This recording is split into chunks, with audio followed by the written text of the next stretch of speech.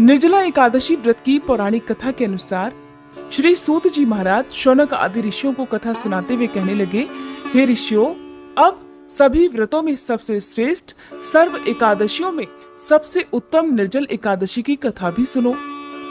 एक बार पांडव पुत्र भीमसेन ने वेद व्यास जी से पूछा, हे महाज्ञानी पितामह, मेरे चारों भाई युधिष्ठिर, अर्जुन, नकुल, सहदेव और मेरी माता कुंती तथा मेरी पत्नी द्रौपदी एकादशी के दिन कभी भी भोजन नहीं करते। वे मुझे भी सदा ऐसा ही करने को कहते हैं। मैं उनसे कहता हूँ कि मुझसे तो भूख सही नहीं जाती। मैं दान और विधिवत भगवान की पूजा आराधना करूंगा, सो कृपा पूर्वक मुझे ऐसा कोई उपाय बताइए मुनिवर कि उपवास किए बिना मुझे एकादशी के व्रत का फल प्राप्त हो सके।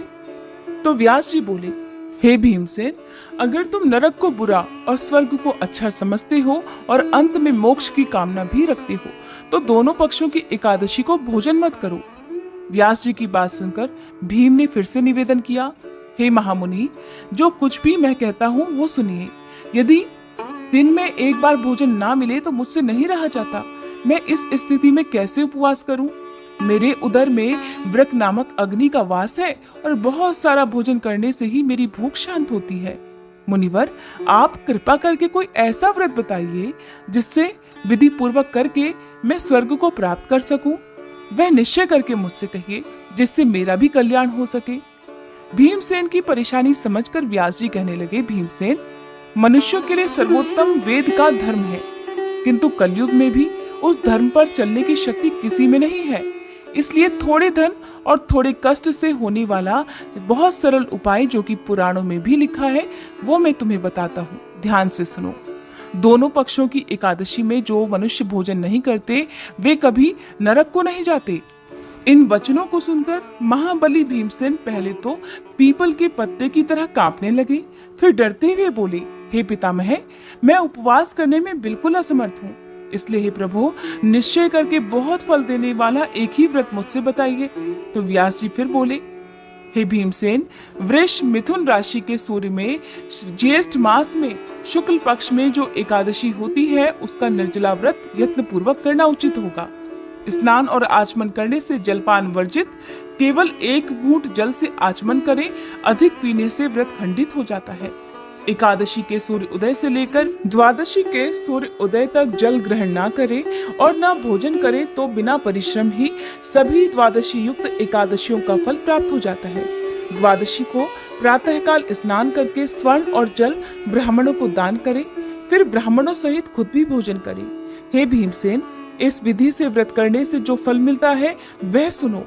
सारे वर्ष में जो एकादशी आती है उन सब का फल निसंदेह केवल इस एकादशी के व्रत से प्राप्त हो जाता है।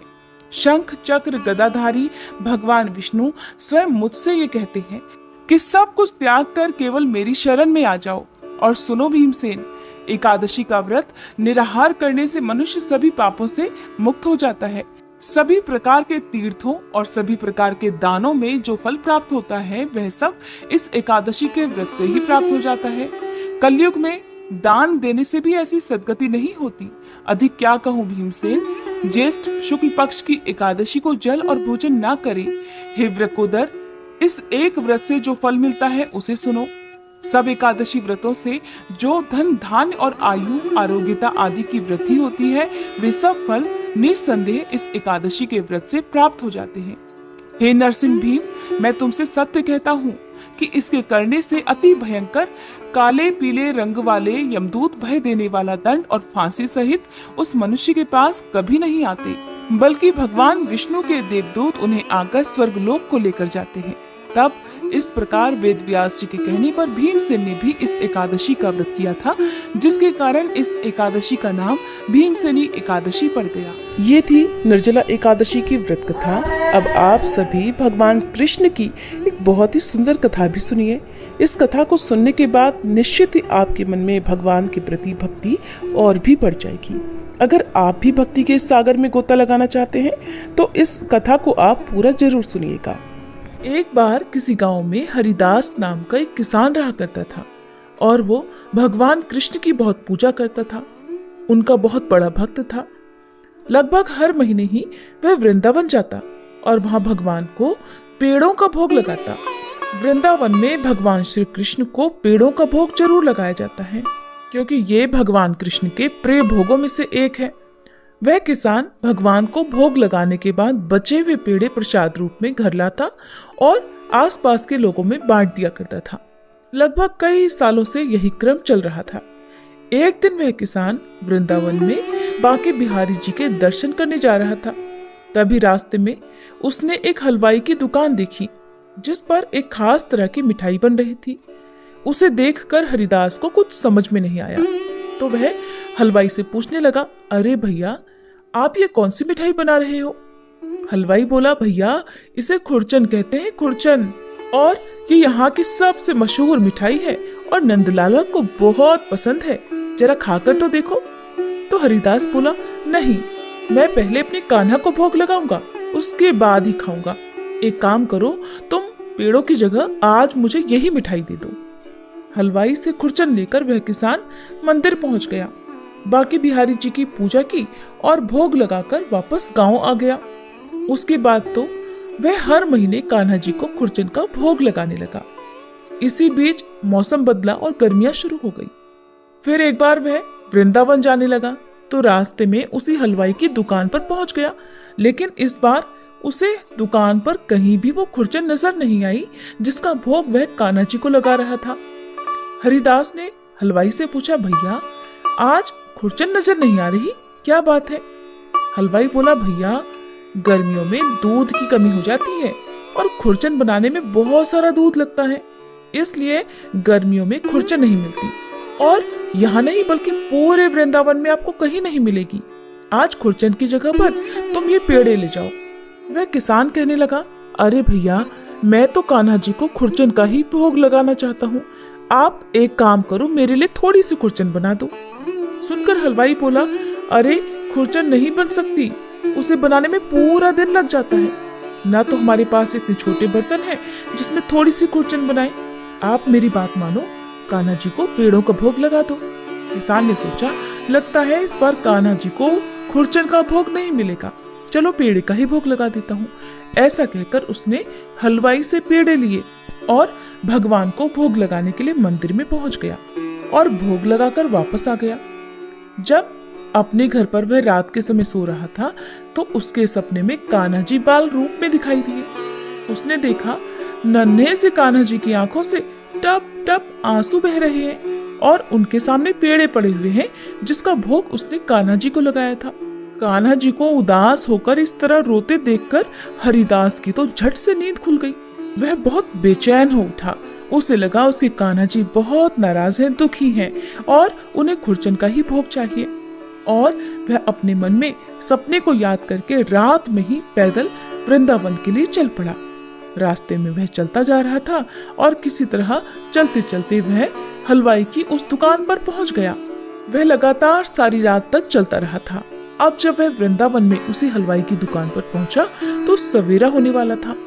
हलवाई भी इतने समय में उस किसान को अच्छी तरह से जान गया था, क्योंकि वह किसान भी लगभग हर महीने ही वृंदावन के उस हलवाई की दुकान पर पहुंच जाया करता, क्योंकि उसे अपने कान्हा जी के लिए खुरचन का भोग जो लेना था। हलवाई ने जब किसान को देखा तो कहने लगा, अरे भाई जी, इतनी सुबह सुबह क्या बात है?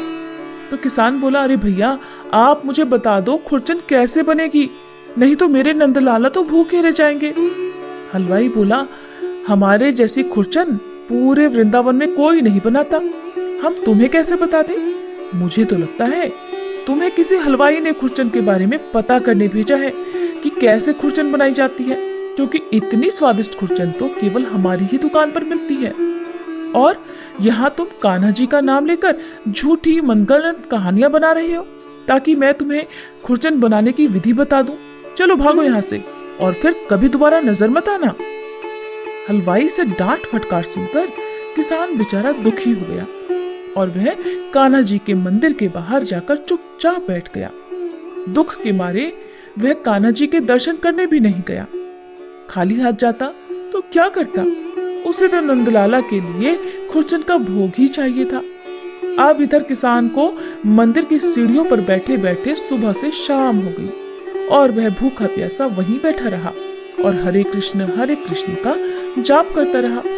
शाम के समय किसी तरह वही हलवाई जिसने किसान को डांट कर भगा दिया था, हरिदास को यानी उस किसान को ढूंढते हुए आया और कहने लगा, भाई जी, मैं बहुत देर से आपको ढूंढ रहा हूँ। आपको मैंने दुकान से भगा दिया और उसके बाद से ही मेरी दुकान पर तो एक भी ग्राहक नहीं आया। शाम तक सारी मिठाइयाँ ऐसे ही रखी रही और सारी बासी हो गई। आज से पहले तो कभी ऐसा नहीं हुआ। मुझे माफ कर दो। नंदलाला तुम्हारे द्वारा स्वयं मेरी मिठाई का भोग लेना चाह रही थी और मैंने घमंड में आकर क्या किया, तुम्हें अपनी दुकान से डांट कर भगा दिया। अब चलो मेरे साथ चलो, मैं तुम्हें खुरचन बना कर दूंगा। किसान कहने लगा, मुझे क्षमा करो भाई, मेरे कारण तुम्हें कष्ट हुआ। अपनी दुकान छोड़कर तुम्हें यहाँ मुझे ढूंढते हुए आना पड़ा। हलवाई बोला, आप पहले मेरे साथ चलो, मैंने बहुत सारा दूध मंगाया है। अब दुकान में हर दिन खुरचन बनेगी और फिर चाहे तुम कितनी भी खुरचन लेकर चले जाना, फिर चाहे कितनी भी महंगी खुरचन क्यों ना हो, मैं तुम्हें कान्हा जी को भोग लगाने के लिए खुरचन जरूर दूंगा। अब हलवाई उस किसान को अपने साथ दुकान पर लिवा कर लाया और उसके सामने ही खुरचन बनाने लगा।